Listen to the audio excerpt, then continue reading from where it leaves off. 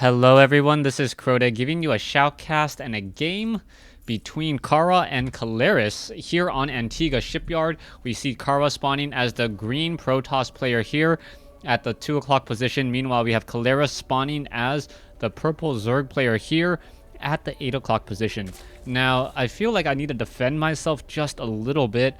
And a lot of people were saying there's nothing wrong with cheese, and I definitely agree that there is absolutely nothing wrong with cheese. It is a definite portion of the game, and players do need to be on the lookout for it. I'm not saying that cheese is cheap. I'm not saying that cheese is an ineffective strategy. I'm not saying that every single game of StarCraft 2 needs to be played the same exact way. That is not what I was trying to say in my previous game with Kara. And my basic premise was this. If you have won 2 games in a row with a strategy such as cheese, then you don't really need to go for a 3rd game of cheese. Now, there's nothing wrong with cheese, but it's then again using the same strategy over and over, and as effective as it is, in a best of 5 series, do you really need to, do you kind of want to pull your punches? Like, do professional players or professional teams pull their starters after they have a commanding lead? Yes, they do. And in the spirit of sportsmanship, sometimes you would say, you know what, that's just being a bad sport if you just continue to cheese, or you just continue to use your absolute best strategy, or don't even let a game fully come into play. Anyways, let's take a look at what's going on in the game here. Kara now going for a Forge fast expansion, it looks like, after seeing the spawning pool go down. And because this is forced cross positions, Kara and Kaelaris pretty much know where each other are off the bat, and they are going to see what strategies are going to come underway. It looks like Kara not going for any crazy proxy play as he did in the games against SkyStar. And we'll see if he does have any success. Oh, an evolution chain. Oh, very nicely done. Okay, I got to go ahead and rewind this. So what you saw here was a drone is going to come over into this position, right? And then by growing a position here, he's going to cancel and then build an evolution chamber. So he builds a hatchery, cancels it, and then immediately builds an evolution chamber. And this is essentially a ticking time bomb. The ticking time bomb meaning that damage is going to be dealt. The Nexus cannot be placed down for quite some time, and the evolution chamber is just gonna sit here. The problem, if Kara wants to try to destroy this evolution chamber, say with any zealots or any units like that, then he has to pull away probes from the mineral line. That is going to be some minerals lost. And then if he's not careful and the probes actually destroy the evolution chamber, then the broodlings are going to come out and destroy the probes back. So Kaelaris opening up with a ticking time bomb strategy, and we'll see how all of this works out as we now see that there is a gateway now being warped in down over here. It looks like it was destroyed and not canceled. And Kara losing a proxy pylon and a proxy gateway. Evolution chamber. Oh, that one poor probe. It's going to have a very bad day. Broodlings now making its way out. However, the broodlings, will it be able to get off that probe? Take it down. It looks like 2 more shots. 1 more shot. Yes, the probe does get destroyed. And now we shall finally see a Nexus off over here. So a strange, interesting opening as Zerglings now making their way out. There is 1 photon cannon and only 1 photon cannon here, as we are going to see the Zerglings perhaps try to sneak through, and it doesn't look like a building will be placed in time. The Zerglings, 1 of them do get taken down, but now 5 more Zerglings are already inside the base. Going to get some easy damage onto the probe. The probe trying to run away. Is it going to be able to get anywhere successfully as the probe goes through the mineral path? Nicely done there, making sure that all the probes are stacked up on top of each other. Zerglings now going after these probes here. The probes are losing a precious mining time as the Zerglings are battling it out. There are 5 Zerglings and soon to be 1 Zealot here, as that Zealot needs to tank and deal a lot of that damage. What you're going to see is that the Zealot is going to try to go after those Zerglings. The Zerglings, however, 5 Zerglings versus 1 Zealot should be able to take down that Zealot with only losing 1 Zergling if it is microed correctly, as the Zerglings now run around once more. 1 Zergling low on hit points, down to 8. It needs to be very careful. It now needs to be pulled away as Kaelaris is just taking damage on his Zerglings, not really dealing any damage at all. You can see that the Zerglings are now trying to surround here. 1 Zealot now engaging. The Zealot did finish off a couple of those Zerglings. It looks like Kara looks like he will end up losing that Zealot for a cost of 3 Zerglings, as the Zerglings are simply going to hide off in the fog over here behind these vents. A third hatchery has been established by Kaelaris already. Kaelaris now sitting on a 25 to 23 drone advantage, especially off of an additional 8 mineral patches as probes now finally being transferred over. But this hatchery is about 3/4 of the way completed. And with another queen transferred over, Kaelaris is going to be able to get up to a very, very high food count and really macro up heavily. Zealots, looks like they have finished off the Zerglings down, and now 2 Zealots are going to make their way across the map. Overlords are in position, strategically should be able to scout any air movement, as Zealots are now making the long trek. A cybernetics core finally completed, so that's going to be a significant delay to any warp gate tech. 7.5 minutes in and still no warp gate, as we now see the warp gate tech finally being chrono boosted. Zerglings still wandering around, drones being added, another queen being added as well, as we should be getting some drones trained up here, perhaps even some spine crawlers. As the Zealots, are they looking for that third base? Yes, they will find that third base rather quickly, but the hatchery does have a large amount of hit points, plus that base 1 armor and natural regeneration. I believe that those Zealots should not be able to take down this hatchery, especially with a queen nearby. Queen now out. The queen going to dance around this hatchery just a little bit. You can see the queen getting in some damage. Zerglings are now going to engage. The Zerglings could easily surround these Zealots here and get in some easy damage. And now there you go. Zealots trying to battle it up against the Zerglings. The Zerglings are going to get, one of them does get low on hit points, but the Zealot now being forced to retreat as the Zealots and the Zerglings are battling it out some more. Zerglings getting sliced apart. The Zealots do not have level 1 weapons upgrade, as Kara doing a great job microing with these small units and trying to get a lot of damage, but Kara now behind 50 food to 64 as that one Zealot tries to run away, down to 4 hit points. There it goes. 41 probes versus 49 drones, with 8 more drones on the way, and now teching to tier 2.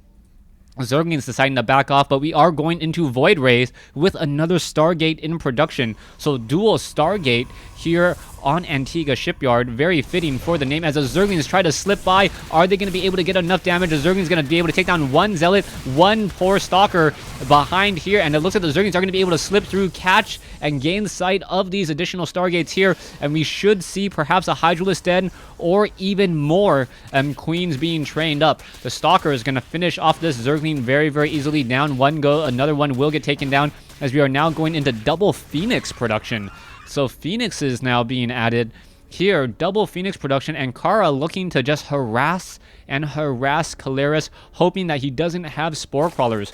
Unbeknownst to him, there are already Spore Crawlers across the map. We are going into a Twilight Council infestation pit and 11 drones. Harvester count 53 to 51. It feels like Kaelaris should be much higher in the Harvester game, but still, only with a 2 Harvester advantage at this point. Photon Cannon, Zerglings now trying to bust open this front door. Oh, Zerglings were able to slip by, but not really able to deal so much damage. The force field did come down in time, as the Phoenixes are now in the center portion of the map. Zerglings still running around. It looks like the Twilight Council has been spotted, as the Zerglings are now going to go after the probes, and also some of the Zerglings going after that Twilight Council here. The Zerglings need to regroup together. They may end up getting Graviton Beam. That's just going to be a waste of energy, though. But the Zerglings are still pushing together on this front door. More Photon Cannons being added by Kara.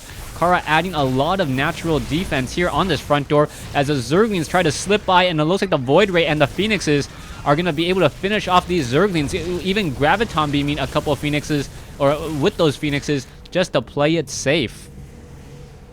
98 versus 76 food. Kara now currently supply blocked, 76 over 76, 75 drones versus 53. But the war of attrition, Kaelaris can win the war of attrition, but right now Kara has been pretty effective with the units that he has. Spore Crawlers now coming in, Overlords now trying to back away, as the Spore Crawlers do hatch just in time. 5 Phoenixes out in the air looking for some easy targets. Currently has not found one target yet, as the Void Ray gonna join in on this fight as well. You can see that there is one Queen. There's the Graviton Beam. The Queen taking a lot of damage. No transfusions coming in at all. That Queen may get shot down, but the Phoenix, there it goes. It gets dropped back down and now picked back up, even picking up an egg to add insult to injury. Zerg Cocoon now coming out. It looks like the pathogen glands, have they been researched? Yes, they have, as the spore crawlers are still fighting back more units. One evolution chamber, level 1 weapons upgrade for spine or missile attacks will get cancelled essentially, as the Hydralisks now finally pop out. The Hydralisks are out. We do see armor upgrades have been completed. So armor upgrades have been completed, but unfortunately no weapons upgrade at all, as we are finally going into groove spines. Transition now into a robotics facility for Colossi. Very natural transition for Kara. Kara still behind 91 over 92. Harvester count 60 to compare to 73. As the Phoenixes are like, you know what? I can eat some Zerglings. I don't care about the energy on my Phoenixes at all. Hydralisks are now in the center, and the Hydralisks may get off some easy shots there.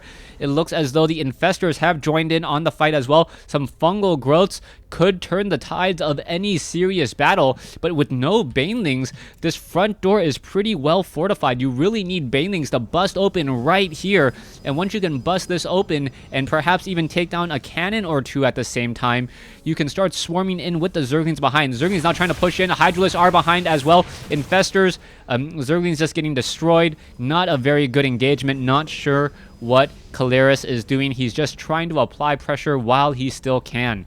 Kaelaris opting to not take the center expansion, a little bit of a strange strategy, not taking the center expansion, as that would make a lot more sense. Drones now being transferred all the way to the far side of the map. The drones are going to be sitting here for quite some time, not able to return any resources, as extractors are being built. It looks like the hatchery should get perhaps 2 to 3 spore crawlers, as Kara is going to be behind 2 bases to behind 1 base, 2 bases to 3.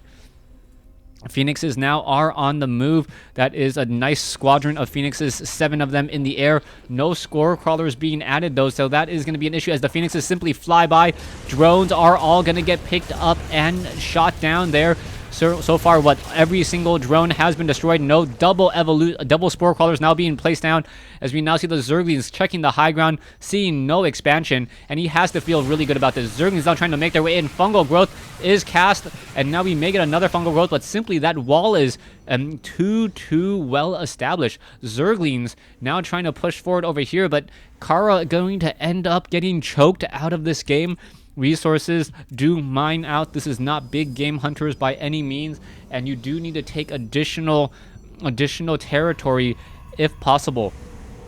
Because currently Kara now down to 150 mineral patches, or 150 minerals on some of these mineral patches here. That is a rather low number, as spore crawlers, double spore crawlers here just to harvest gas. So he really wanted the gas and really nothing else, as we are now going into a mass roach army. The mass roaches still don't make that much sense, but perhaps he knows something better than I do, as a warp prism now coming in. It looks as though a roach will get taken down, as zealots are now pushing in over here. Zerglings now trying to make their way over. Are they going to be able to finish off the hatchery? Yes, they are. The broodlings have spawned. Zerglings now going after these units. Drones now making their way all the way across the map, as the fungal growth and hydralisks are battling it out. The fungal growth simply too much, and unit after unit, Phoenix after Phoenix has been destroyed, but a couple infestors were lost in that exchange as well. Roach is now in the center portion of the map. The Roach is finally getting that level 1 weapons upgrade after it was cancelled by that Void Ray earlier. The Void Ray taking down that evolution chamber as it was researching. You can see a lot of units in production. 12 Roaches currently in production, as the Stalker army finally deciding to move out.